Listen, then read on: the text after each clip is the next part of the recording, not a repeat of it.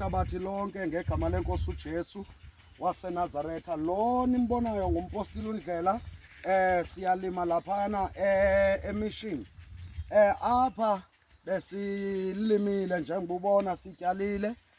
Apha ngenxa unganethi kwemvula. Iveki yesine le. Apha nge-12 izobe igqiba inyanga silimile la. Umbona awuphumanga. Kodwa ke ngoku siyaqhubeka siyaphinda senza laa nto kuthiwa kuqabangela. Ithi ke iBhayibhile ivila liyanqwena lingatholi. Uyayibona le nto? Uyavuka ke kwenziwe ke makholwa. Kuyavuka kwenziwe makholwa. So ke ithi kwenye indawo limane lisithi kukhona ingonyama kwindawo yokusebenzela.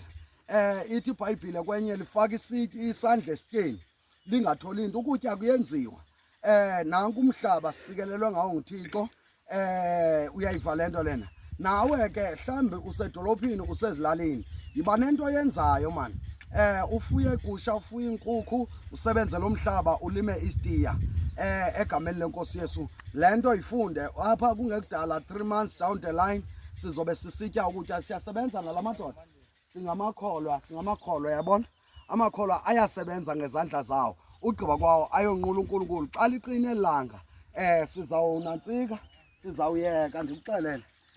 Sizawuyeka xa kuqina elanga, sizawuyeka siphinde sibuye late, sobetha sibethe apha.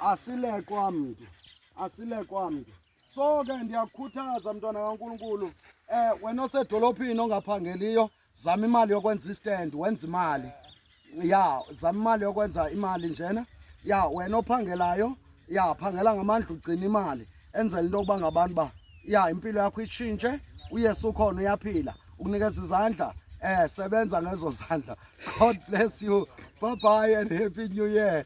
Ukuba ngabani uyasikeleleka ndicela ucommente, ureact, uxele nje konke bazalwane kuyasebenza. Sophinde sinibonise futhi naxa sele ke ngoku kukhona iziphumo. Njengoba siqhela ukwenza nyaka lona iminyaka ngeminyaka. God bless you. Amen.